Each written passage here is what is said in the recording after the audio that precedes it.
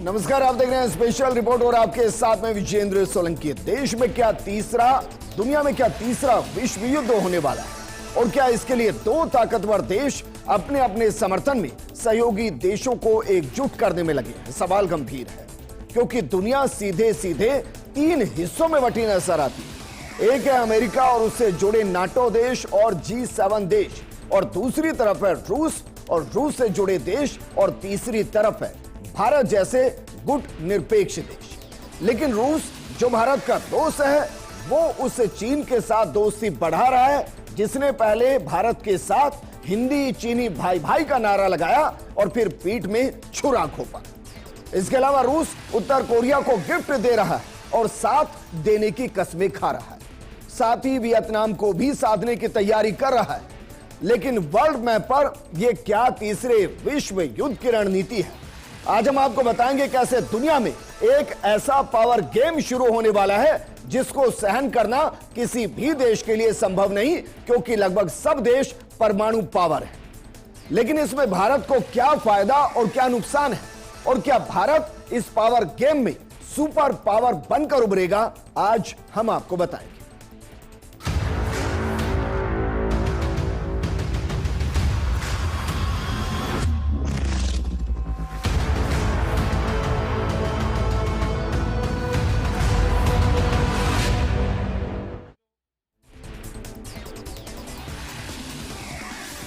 सबसे पहले आपको कुछ तस्वीरें दिखाते हैं। तस्वीरें हैं दरअसल नॉर्थ कोरिया के अंदर, जब रूस के राष्ट्रपति व्लादिमीर पुतिन पहुंचे तो किस तरीके से ग्रैंड वेलकम किया गया, वो तस्वीरें आपको दिखाते हैं। क्योंकि रूस के राष्ट्रपति व्लादिमीर पुतिन बुधवार को नॉर्थ कोरिया पहुंचे थे। एयरपोर्ट पर तानाशाह किम जोंग उन ने उनका किस तरीके से स्वागत किया, कैसे रेड कारपेट बिछाया गया, एयरपोर्ट पर खुद लेने पहुंचे, ये तस्वीरें हम आपको दिखा रहे हैं। और उसके बाद दोनों एक दूसरे से गले मिलते हुए नजर आए। पुतिन ने किम जोंग को तोहफे में लग्जरी कार ऑरस भेंट की है। इसके अलावा पुतिन ने किम को एक कटार और टी सेट भी गिफ्ट किया। राजधानी प्योंगयांग के सिटी स्क्वायर पर पुतिन का भव्य स्वागत किया गया। कुछ इमारतों पर पुतिन और किम जोंग के बड़े बड़े पोस्टर भी लगाए गए। लेकिन इससे भारत को क्या फायदा और क्या नुकसान, ये आपको समझाएं उससे पहले आपको समझाते हैं दरअसल कि किस तरीके से 24 साल बाद व्लादिमीर पुतिन को नॉर्थ कोरिया जाने की क्यों उन्होंने तैयारी की, क्यों उन्होंने फैसला किया। दरअसल 1999 में रूस के राष्ट्रपति बनने के अगले ही साल पुतिन उत्तर कोरिया गए थे। तब उन्होंने किम जोंग उनके पिता किम जोंग इल से मुलाकात की थी। पुतिन अब 24 साल बाद उत्तर कोरिया का दौरा कर रहे हैं और रूस यूक्रेन के कारण रूस पर कई सारे प्रतिबंध लगे हुए हैं। पुतिन की आलोचना ने उनकी छवि को नुकसान पहुंचाया और पुतिन फिर से ग्लोबल स्टेज पर खुद को स्थापित करने की कोशिश कर रहे हैं। पुतिन पिछले महीने चीन गए थे, जहां उन्होंने जिनपिंग से मुलाकात की थी। अब उत्तर कोरिया के बाद पुतिन वियतनाम के दौरे पर भी जाएंगे। साल 2011 में किम जोंग उन ने नॉर्थ कोरिया की सत्ता संभाली और किम के द्वारा उनके पिता की तरह रूस से चीन से बेहतर संबंध बनाने की कोशिश की। पुतिन से किम जोंग उन की नजदीकी का अंदाजा उस बात से भी लगाया जा सकता है जब रूस ने 2012 में नॉर्थ कोरिया के सभी कर्जे माफ कर दिए थे। रिपोर्ट्स के मुताबिक यूक्रेन युद्ध शुरू होने के बाद से रूस अलग थलग पड़ गया है। अमेरिका विरोधी देशों के साथ संबंधों को और बेहतर करने की कोशिश कर रहा है और इसी से हम कह रहे हैं, क्या वाकई में तीसरे विश्व युद्ध की आहट इस वक्त सुनाई दे रही है? क्या यूक्रेन के खिलाफ रूस कुछ बड़ा प्लान कर रहा है और उसको लग रहा है कि अमेरिका और नाटो देश उसका विरोध करेंगे, एक जंग छिड़ेगी, तो क्या अपने सहयोगियों को रूस तैयार कर रहा है? लेकिन सवाल यह भी है कि रूस से व्लादिमीर पुतिन भारत क्यों नहीं आ रहा? भारत के साथ अच्छे रिश्ते हैं, उसके बावजूद चीन का समर्थन क्यों? और क्या भारत की गुट निरपेक्ष की नीति इस दोस्ती के बीच में आ रही है? बहरहाल आपको बताते हैं कि जब व्लादिमीर पुतिन उत्तर कोरिया पहुंचे, किम जोंग से मिले, तो दोनों ने किस तरीके से एक दूसरे से वादे किए हैं, कस्में खाई हैं, जरा देखिए। पुतिन का वादा है कि अमेरिकी दबाव ब्लैकमेल और धमकियों के खिलाफ नॉर्थ कोरिया का समर्थन करेगा, यह पुतिन ने कसम खाई है। जबकि किम जोंग उन ने जो वादा किया है वो क्या है, देखिए। रूस की जंग का समर्थन और दोस्ती को आगे बढ़ाने के प्रति प्रतिबद्ध। और कितना क्रूर है किम जोंग, ये पूरी दुनिया जानती है। और ये इन्होंने एक दूसरे से वादा किया जो बता रहा है कि किस तरीके से उत्तर कोरिया और रूस दोनों एक साथ आकर अमेरिका के खिलाफ खड़े हो गए। लेकिन यह भी कहा जा रहा है कि पुतिन के साथ हथियार डील भी संभव है। और वो क्यों संभव है, इसको जरा समझिए। क्योंकि पुतिन की इस यात्रा को लेकर कई कयास लगाए जा रहे हैं। किम जोंग रूस को जरूरी हथियारों के बदले आर्थिक सहायता देगा। टेक्नोलॉजी ट्रांसफर से जुड़ी डील भी दोनों के बीच हो सकती है, क्योंकि यूक्रेन युद्ध में जमे रहने के लिए रूस को और हथियारों की जरूरत है। अमेरिका और साउथ कोरिया ने नॉर्थ कोरिया पर आरोप लगाया है। नॉर्थ कोरिया पर रूस को हथियार उपलब्ध कराने के आरोप पहले से लगे हैं। वहीं ब्लूमबर्ग की रिपोर्ट में साउथ कोरिया की डिफेंस मिनिस्ट्री का दावा, रूस और नॉर्थ कोरिया को 50 लाख आर्टिलरी शेल्स भेजेगा। और इसीलिए शायद रूस अब उन अमेरिकी दुश्मन देशों के साथ आकर खड़ा हो रहा है जहां से उसे न सिर्फ आर्थिक सहायता मिले बल्कि हथियारों की भी सहायता मिले और यूक्रेन के खिलाफ एक निर्णायक भूमिका में जंग को ले जाया जा सके। लेकिन पुतिन और किम जोंग की जो मुलाकात हुई उस पर पूरी दुनिया की नजर क्यों टिकी है, यह भी समझने की जरूरत है। दरअसल दोनों के बीच में जो मुलाकात हुई है उसने पूरी दुनिया की टेंशन को बढ़ा दिया है, क्योंकि दोनों ही पश्चिमी विरोधी देश हैं और इस वक्त दोनों ही देश अलग थलग पड़े हुए हैं। यह दौरा ऐसे वक्त में हुआ है जब कोरियाई प्रायद्वीप में तनाव बरकरार है और कुछ दिन पहले वहां के एक जोन में उत्तर कोरिया ने घुसपैठ की थी। 2 हफ्ते में दूसरी घटना है जब इस तरीके के डिमिलिटराइज्ड जोन में गोली चली और इस जोन में दोनों कोरिया को अलग अलग करने वाला जोन है। अमेरिका, दक्षिण कोरिया और पश्चिमी देश उत्तर कोरिया पर आरोप लगाते रहे। उनका दावा है कि उत्तर कोरिया की बदौलत ही रूस लंबे वक्त से यूक्रेन में टिका हुआ है। उत्तर कोरिया के साथ ईरान के ड्रोन ने जंग में रूस को वापसी करने का मौका दिया और इसलिए बेहद महत्वपूर्ण है समझना कि अगर रूस चीन गया, उसके बाद उत्तर कोरिया जा रहा है और फिर वो वियतनाम जा रहा है, तो उसके पीछे की रणनीति दरअसल क्या है, इसको आपको वर्ल्ड मैप के साथ समझाने की कोशिश करते हैं कि किस तरीके से रूस प्लानिंग कर रहा है। चलिए शुरुआत करते हैं और सबसे पहले रसिया को ही देखते हैं कि रसिया के बॉर्डर किस तरीके से लगते हैं। यह दरअसल रूस है और इस रूस के साथ जो जंग चल रही है वो जंग चल रही है यूक्रेन की। अब देखिए जरा, ये रसिया, ये यूक्रेन, ये चाइना। अब जो बॉर्डर है, पहले तो रसिया का जो बॉर्डर है वो पूरा का पूरा चाइना के साथ लगता है, बिल्कुल वैसे ही लगता है जैसे चाइना का बॉर्डर भारत के साथ लगता है। एक लंबी सीमा है जो चाइना से अटैच होती है रूस की और इसलिए सामरिक दृष्टिकोण से भी रूस के लिए चाइना बेहद महत्वपूर्ण है। लेकिन इससे अलग जब आगे हम बढ़ेंगे तो जरा देखिए, इसके अलावा जो रूस जा रहा है वो कहां जा रहा है, वो जा रहा है इसके बाद वियतनाम। और वियतनाम जाने के साथ जो रूस जा रहा है वो यहां, ये दरअसल उत्तर कोरिया है। और इसको अब समझने की कोशिश कीजिए, ये आपका भारत है। भारत से जुड़े हुए कौन कौन से देश, चाइना, उत्तर कोरिया और वियतनाम, यहां का दौरा रूस कर रहा है। और एशिया के अंदर 2 ही पावर सेंटर है, या तो भारत या चीन।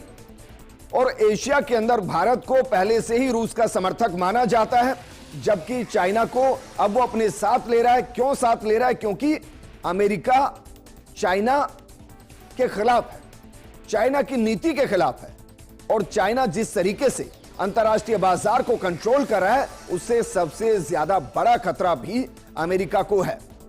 लेकिन किस तरीके से दोनों देश आपस में मिल रहे हैं, इसको समझने के लिए आप ऐसे भी समझिए कि अमेरिका ने साउथ कोरिया का समर्थन किया, यानी कि अमेरिका के साथ साउथ कोरिया है। ऐसे में उत्तर कोरिया को भी एक सपोर्ट की जरूरत। उसने किसको सपोर्ट के लिए चुना? रूस को। क्यों चुना? क्योंकि रूस और अमेरिका एक दूसरे के खिलाफ हैं। इसके अलावा वियतनाम को क्यों चुना जा रहा है? क्योंकि वियतनाम को चीन के साथ जब आप जोड़कर देखेंगे तो आपको एक बड़ी राजनीति समझ में आएगी, जो अंतर्राष्ट्रीय राजनीति। क्योंकि देखिए सर, जैसे ही आप वियतनाम को देखेंगे तो वियतनाम के साथ अगर यह समझौता होता है और उत्तर कोरिया, रूस और चाइना और वियतनाम अगर ये साथ आते हैं तो आपका साउथ चाइना सी ये इसी एरिया के अंदर है। इसके अलावा जरा देखिए आपका बे ऑफ बंगाल, अरेबियन सी, और जब आप इसके इधर जाएंगे तो प्रशांत महासागर, ये सब चाइना और रूस के कंट्रोल में होंगे। और वैसे ही समुद्र के अंदर चाइना जिस तरीके से अपनी विस्तारवादी सोच को आगे बढ़ा रहा है, वहां अमेरिका और बाकी देशों के लिए खतरा। हालांकि रूस का चाइना के साथ आना यह भारत के लिए भी खतरा है। लेकिन इन सबके बीच में एक और महत्वपूर्ण जगह है, ताइवान। ताइवान बेहद महत्वपूर्ण है। ताइवान इसलिए महत्वपूर्ण है क्योंकि चीन ताइवान को कब्जा करना चाहता है, ताइपे को कब्जा करना चाहता है, उसकी राजधानी है ताइपे। और दरअसल दुनिया भर के अंदर 70% चिप जहां बनती है और जहां से सप्लाई होती है वो जगह है ताइवान।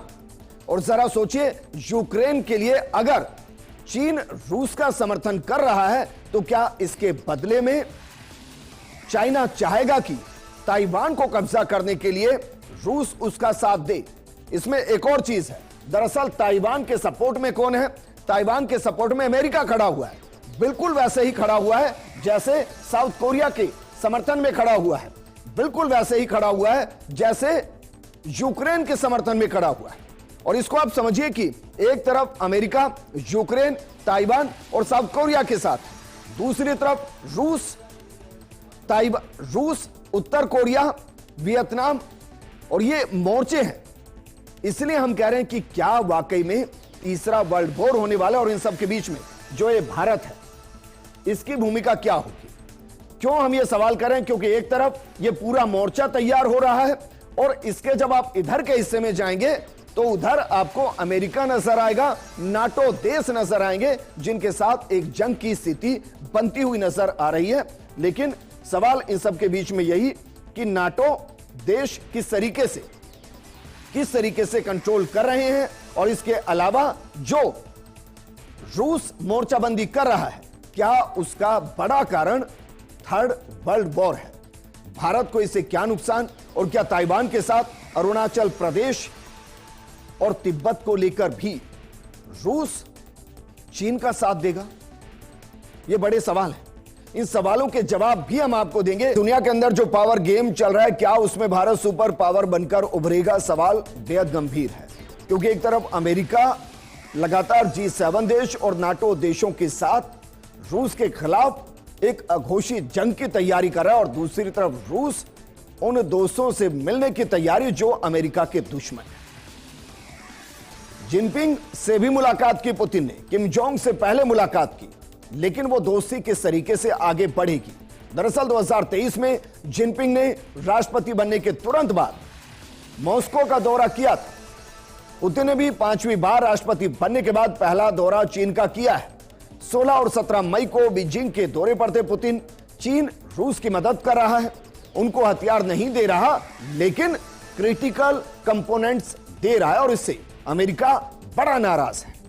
अमेरिका ने चीन पर प्रतिबंध लगाया है और रूस पर भी प्रतिबंध लगाया, और दो जख्मी एक साथ अमेरिका के खिलाफ सामने आकर खड़े हुए हैं। दोनों ही अमेरिका से पीड़ित हैं और अब इकट्ठे होकर चुनौती देने की तैयारी कर चुके हैं।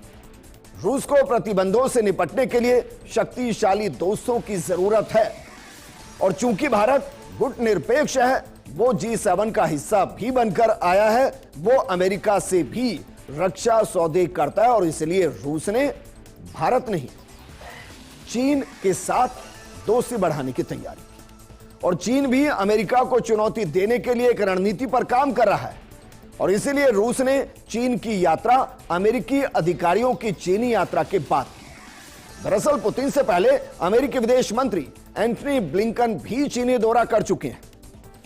रूस एक जूनियर पार्टनर और यात्रा चीन को एक रिमाइंडर के जैसे है, यह बताने के लिए है कि हम यहां आपके लिए आए हैं और हम मित्रता की प्रतिज्ञा लेते हैं, बिल्कुल वैसे ही जैसे किम जोंग के साथ लेते हुए वो नजर आए थे। लेकिन अमेरिका जो नाटो देशों के साथ काम कर रहा है, G7 के साथ काम कर रहा है, आपको दरअसल बताते हैं कि दूसरे विश्व युद्ध के बाद सोवियत संघ को रोकने के लिए अमेरिका और यूरोपीय देशों ने सैन्य गठबंधन बनाया था नाटो। और जो यूक्रेन के साथ रूस की जंग चल रही है वो भी इसलिए कि यूक्रेन नाटो में शामिल ना हो जाए। इसको हम समझाएंगे कि नाटो में अगर यूक्रेन शामिल होता तो रूस के साथ क्या नुकसान होता। लेकिन जरा समझिए कि जो नाटो देशों का संगठन है उसमें कौन कौन है। उसमें अमेरिका है जिसकी सेना है 13.51 लाख, तुर्की है 4.45 लाख, फ्रांस 2.08 लाख, जर्मनी की 1,89,000, इटली की 1,74,000, यूके की 1,56,000, स्पेन की 1,23,000 सेना है। बुल्गारिया की 44,800, इसके अलावा हंगरी की 24,300, नॉर्वे की 21,000, डेनमार्क की 18,300, इसके अलावा लिथुआनिया की 16,800, क्रोएशिया की 15,200, स्लोवाकिया की 13,100। ये सेना है दरअसल जो नाटो देशों की सेना है। इसके अलावा कौन कौन से देश हैं जरा वो भी आपको दिखाते हैं। देखिए इसके अलावा भी देश हैं और 25 के आसपास देश हैं। पोलैंड की 1.21 लाख, ग्रीस की 1.06 लाख सेना है, रोमानिया की 76,000 है, कनाडा की 71,000 है, नीदरलैंड की 40,800 के आसपास है, पुर्तगाल की 29,000 की सेना है। इसके अलावा लातविया की 7,400 है, स्लोवानिया की 7,001 है, इसके अलावा अल्बानिया की 6,800 है, एस्टोनिया की 6,700 के आसपास है, नॉर्थ मैसेडोनिया की 1,700 के आसपास, और इसके अलावा जब आप देखेंगे लक्समबर्ग की 9,000 के आसपास, और इसको जब आप कुल जोड़ लेंगे तो ये 30 लाख से ज्यादा एक्टिव सेना है। और ये दरअसल किस किस देश की कितनी सेना नाटो के अंदर है ये दरअसल एक आंकड़ा है। लेकिन फिर बात वहीं आकर आती है कि नाटो देशों के खिलाफ रूस से चीन की मोर्चाबंदी क्यों हो रही है। इस सवाल को समझने के लिए और क्यों रूस को ऐसा लग रहा है कि थर्ड वर्ल्ड वॉर हो सकती है और उसको अपने दोस्तों की जरूरत होगी, इसको समझने के लिए एक बार फिर से आपको मैप को समझना पड़ेगा। दरअसल जो रसिया है, जो रूस है, उसकी जो जंग चल रही है वो जंग चल रही है यूक्रेन के साथ। और यूक्रेन के एक बड़े हिस्से के ऊपर इस वक्त रूस कब्जा कर चुका है। लेकिन जो सपोर्ट मिल रहा है वो सपोर्ट मिल रहा है नाटो देशों से, अमेरिका से। और अब देखिए इसको समझिए कि क्यों रूस परेशान है। ये यूक्रेन है। मैंने आपको इससे पहले नाटो देशों की पूरी लिस्ट बताई। अब जरा समझिए, इसमें बेलारूस है, पोलैंड है, जर्मनी है, फ्रांस है, पुर्तगाल है, इसके अलावा ग्रीस है, इटली है, ऑस्ट्रिया है, टर्की है। और इसको जब आप थोड़ा और मैप को छोटा करके देखेंगे तो आपको एहसास होगा कि और कई कंट्री जो रूस यूक्रेन से लगती हुई है, और वो सब इजिप्ट है, सूडान है, जर्मनी, डेनमार्क, स्वीडन, फिनलैंड, पुर्तगाल, ये दरअसल नाटो देश की सहयोगी देश है। और इसलिए हम कह रहे हैं कि अगर यूक्रेन तक नाटो आए, इसका मतलब क्या है कि जो रसिया से लगती हुई जो बॉर्डर है, और यहां पर आपको रसिया की राजधानी भी नजर आएगी, और दरअसल नाटो देश या सीधे सीधे कहें अमेरिका सीधे सीधे रसिया को टक्कर देने की स्थिति में आ जाएगा। और इसलिए रूस लगातार यह चाहता है कि यूक्रेन उसके कंट्रोल में रहे, और उसने शर्त भी एक ही रखी कि यूक्रेन अपनी उस जिद को छोड़ दे कि वो नाटो देश का हिस्सा बनना चाहते हैं। और अमेरिका ऐसा क्यों कर रहा है? अमेरिका दरअसल इसलिए ऐसा कर रहा है क्योंकि अमेरिका इन नाटो देशों के बिना रूस को कंट्रोल नहीं कर सकता। क्यों कंट्रोल नहीं कर सकता? वो इसलिए कंट्रोल नहीं कर सकता कि उसको कंट्रोल करने के लिए पूरा एक समुद्री इलाका क्रॉस करना पड़ेगा, और दरअसल जो यूके है वो यहां पर है, बिल्कुल अपोजिट, और उसको एक बड़े इलाके को कंट्रोल करके जाना पड़ेगा। इसलिए उसने अपने लॉन्चिंग पैड कहां बनाए? उसने अपने लॉन्चिंग पैड नाटो देशों के अंदर बनाए। ताइवान को वो सपोर्ट कर रहा है, इसके अलावा साउथ कोरिया को सपोर्ट कर रहा है, और इसके अलावा जब आप देखेंगे तो वो किसको सपोर्ट कर रहा है? वो यूक्रेन को सपोर्ट कर रहा है। और इसलिए उसने रूस और चाइना को कंट्रोल करने के लिए पूरी एक रणनीति पर काम किया है, और उसी रणनीति के तहत वो घेर रहा है। और अब इस पूरे मैप के अंदर जो सबसे इंटरेस्टिंग है वो है दरअसल ये समझना कि भारत की इसमें भूमिका क्या रहेगी। जब आप इस मैप को देखेंगे तो इसमें आपको भारत सेंटर में नजर आएगा, और इसलिए हम कह रहे हैं कि भारत जो है वो इसमें एक महत्वपूर्ण भूमिका निभा सकता है। जरा देखिए, ये भारत है। अब जरा देखिए किस तरीके से दो ताकतवर आपस में टकरा रहे हैं। जब आप इसके इस हिस्से को लेंगे तो ये अमेरिका के साथ, जिसमें यूक्रेन है, और उसके अलावा वो तमाम नाटो देश, और इसके बैक साइड अमेरिका जो पूरा खेल खेल रहा है। इसके जब इधर की तरफ आप आएंगे भारत के, तो आपको चाइना मिलेगा, रसिया मिलेगा, वियतनाम मिलेगा, यहां पर आपको उत्तर कोरिया मिलेगा। अब जरा देखिए, भारत बीच में, एक तरफ पूरा नाटो देश और दूसरी तरफ रसिया, जिनके साथ सहयोग चाह रहा है। और इसलिए हम कह रहे हैं कि इन दो पावर सेंटर के बीच में क्या सुपर पावर बनकर भारत निकलेगा, क्योंकि भारत गुट निरपेक्ष देश है। लेकिन ऐसा नहीं है कि भारत के लिए चुनौती नहीं है, भारत के लिए भी बड़ी चुनौती है। भारत के लिए चीन और रूस की जो दोस्ती है वो ही सबसे बड़ी चुनौती है। दरअसल यह चुनौती इसलिए भी बड़ी है क्योंकि चीन रूस के संबंध निकट भविष्य में भी बढ़ते रहेंगे। चीन जहां भी संभव होगा मॉस्को की सहायता करेगा, लेकिन इस दोस्ती में एक और खिलाड़ी है जो हम भारत कह रहे हैं और जो मजबूत है, क्योंकि भारत भी 2% से शुरू होकर अब 35% तक रूसी तेल का प्रमुख खरीदार बन गया है। लेकिन भारत निश्चित रूप से यूक्रेन पर रूस के युद्ध का समर्थन नहीं करता, और इस वजह से रूस और चीन के करीब आने का खतरा भी है, जो आगे चलकर भारत के हितों के लिए खतरा पैदा कर सकता है। भारत को चिंता है कि उसका पुराना दुश्मन चीन उसके साथ भारत से जो लगती है 3440 किलोमीटर की एलएसी, जिसको वो साझा करता है, रूस पर अपने प्रभाव का फायदा उठाकर मॉस्को हथियारों में कमी करवा सकता है, और भारत के साथ S-400 मिसाइल प्रणाली की बिक्री अन्य सौदों को रूस से कम करवा सकता है। यदि रूस भारत को बिक्री कम करने के चीनी दबाव के खिलाफ पीछे हटता है, तो इसे बीजिंग से बेहद जरूरी पूंजी तक उसकी पहुंच खतरे में पड़ सकती है। दूसरी तरफ इसे भारत रूस की जगह अमेरिका के नजदीक जा सकता है। भारत अमेरिका की इंडो पैसिफिक रणनीति का भी बड़ा समर्थन करता है, जिसने क्षेत्रीय कनेक्टिविटी, व्यापार और निवेश के लिए समर्थन का वादा किया है, क्योंकि वॉशिंगटन चीन की पहुंच पर लगाम लगाने के लिए अपना नेटवर्क बनाना चाहता है। भारत को डर है कि चीन बंगाल की खाड़ी में अपनी नौसैनिक क्षमताओं को बढ़ा सकता है। इसको बदलने के लिए चीन रूस पर दबाव भी डाल सकता है। वैसे भी एशिया में चीन के सामने सबसे बड़ा खतरा भारत है, लेकिन रूस क्या, अरुणाचल प्रदेश और इसके अलावा तिब्बत पर जो चीन अपनी निगाहें गड़ा रहा है, क्या उस पर भी रूस चीन का समर्थन करेगा? हम कह रहे हैं बिल्कुल नहीं करेगा, क्योंकि भारत अपने आप में इन दो पावर सेंटर के बीच में सुपर पावर की स्थिति में नजर आता है।